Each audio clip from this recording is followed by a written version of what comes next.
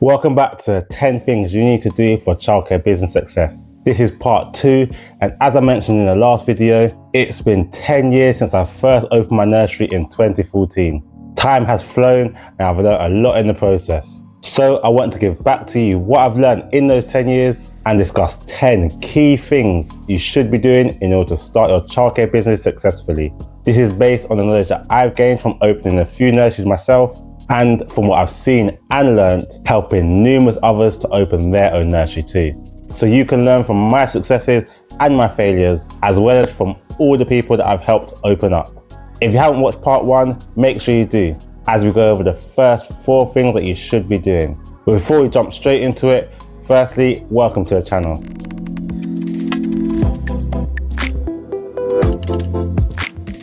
Welcome to the channel Open Nursery with myself, Kurt Liania, where I support you to open, run and grow your own childcare business. As there's no need for any further introductions, as you should have watched part 1, let's get straight into the 5th thing that you should be doing in order to start and run your childcare business successfully, which is to be active in your community.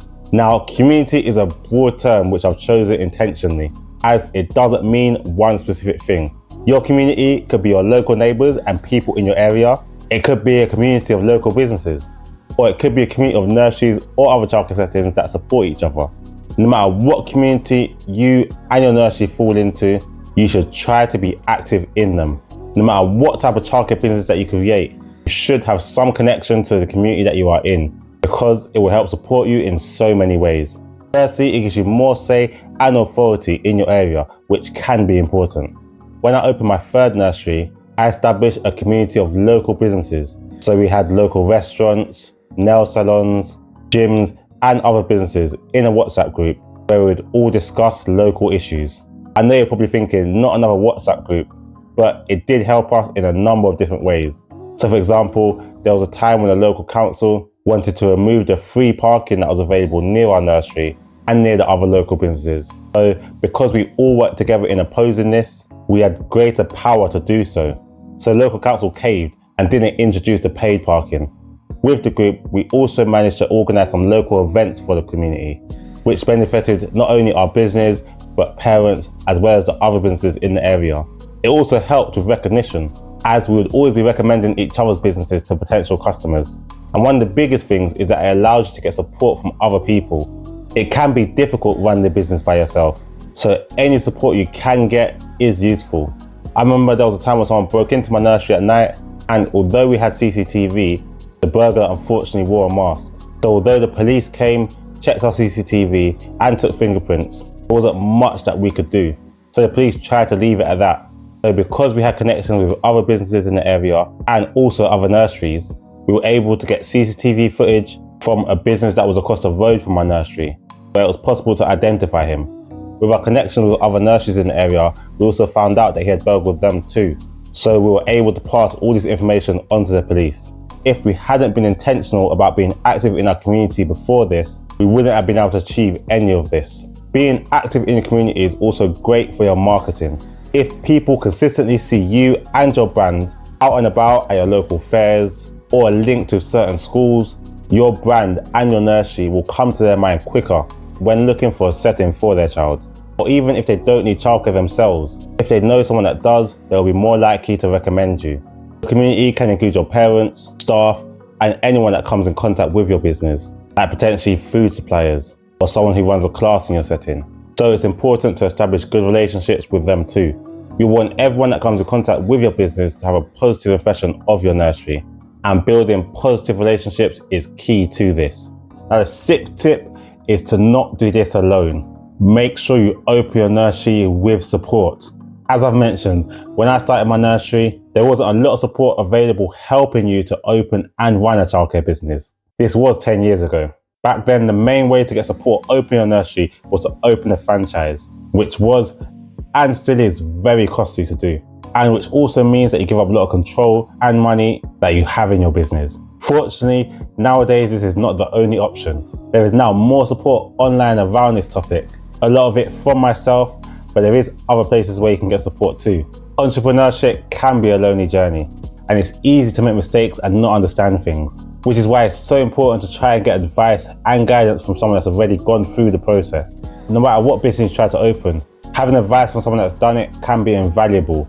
I do offer this through consultations and meetings, but one of the main ways I offer this is through the online course Open Nursery in Just 6 months without a massive budget. This course offers you the guidance so that you can avoid some of the mistakes that could potentially happen if you were to do it alone.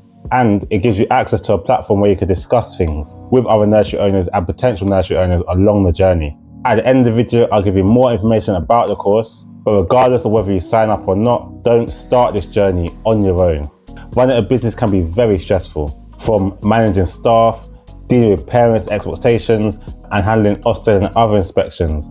There will be days where you feel hopeless and defeated.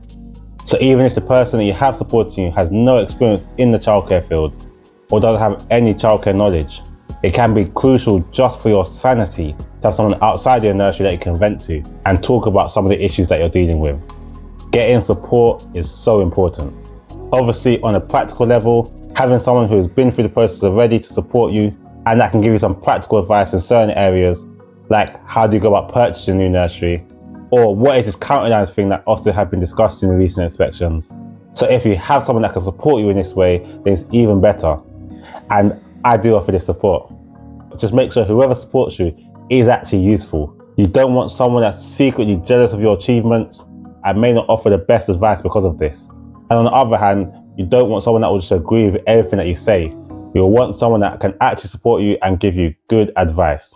The 7th crucial thing that you should be doing for childcare business success is to discover what makes your childcare business unique. What makes you special? We all have something. Something that makes you different to a nursery that's down the street. Something that makes parents choose you over another nursery.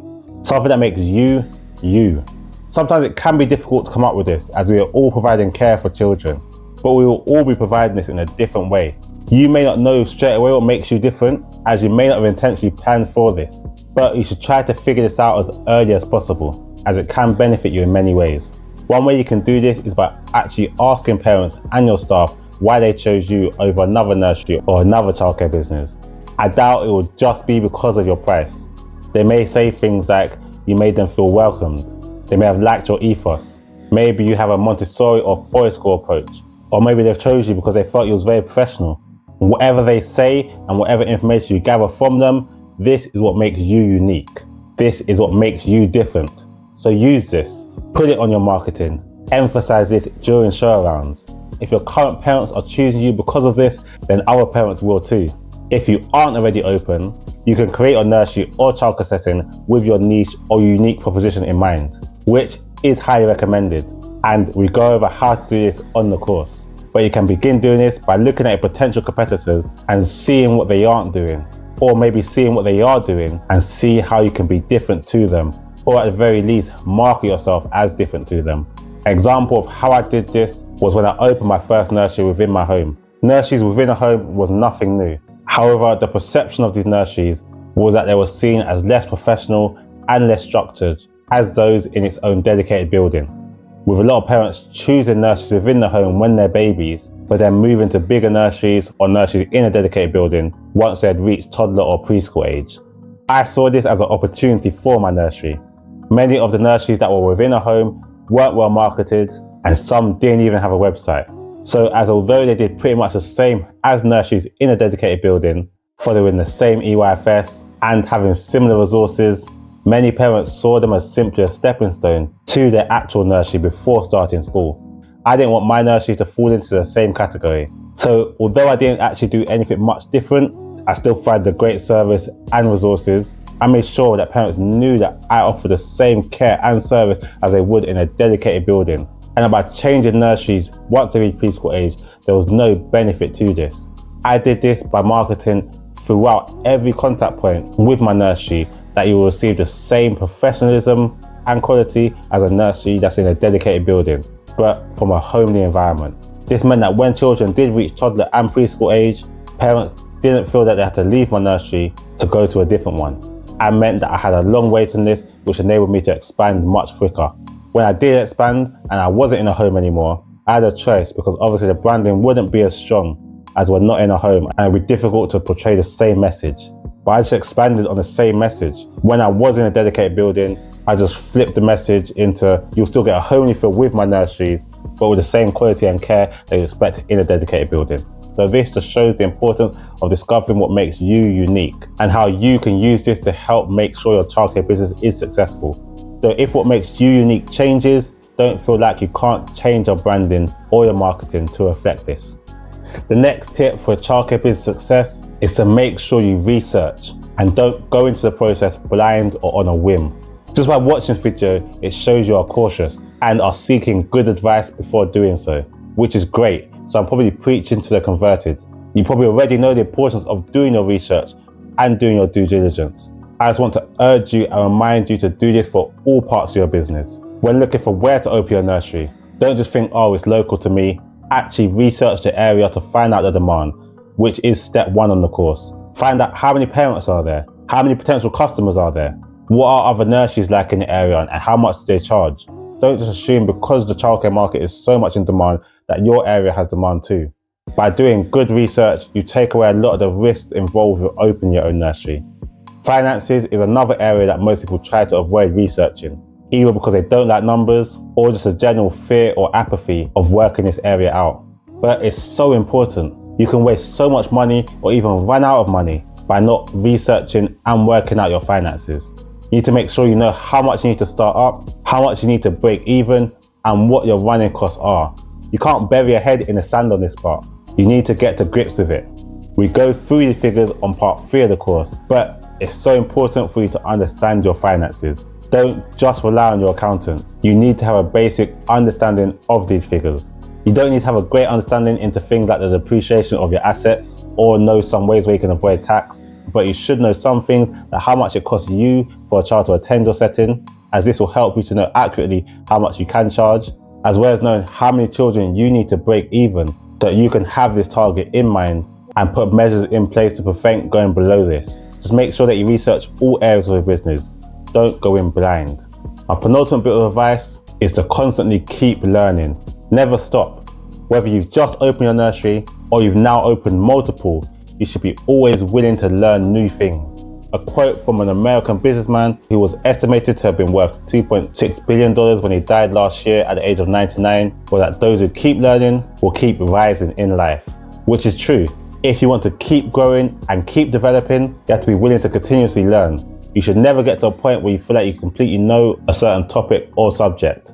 There will always be new things to learn. This goes for all areas of a business. You might feel like you've managed staff before and therefore you don't need to go on training about this. But things change and staff change. Sometimes it will require you to refresh your knowledge and other times it will be about learning completely new methods to manage staff. With all areas of a business, you'll want to remain current and up to date with your knowledge. So make sure you keep an open mind and be willing to try new marketing techniques, new learning practices, and just new ways of doing things. You shouldn't just wait for new things to come to you as well. You should be actively seeking out new ideas and wanting to discover new things. And the final bit of advice I want to give you is to just do it. Don't let fear hold you back. Providing you have done sufficient research and are confident that your childcare business is viable, then you shouldn't let fear stop you. Do it despite being scared, as it will be scary. It's something new. Maybe you haven't owned a business before, or it's a new type of business that you're going into. No matter how confident you are, there will be at least a little bit of fear. It's the unknown. You may be worried about what could happen. What if no one likes your nursery? What if it's the wrong choice? What if you make no money?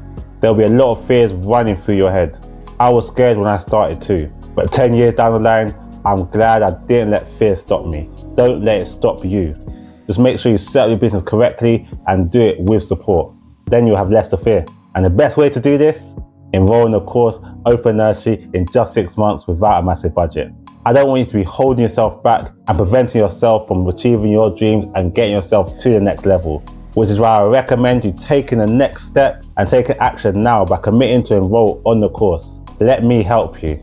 On the course, you will follow a step-by-step guide taking you through how to open your own nursery, from researching your area and finding your own building, all the way up to hiring staff, marketing your nursery and enrolling children.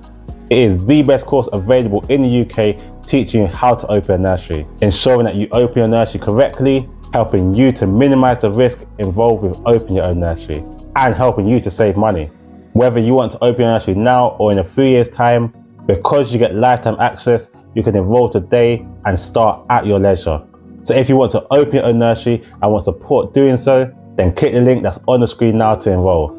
Plus, get an extra 10% off the course by using discount code YouTube1. So just click the link that's on the screen and head over there now to get started. I hope you've enjoyed the video and have learned something from these 10 things. I wish you all the best and I'll see you over there. God bless.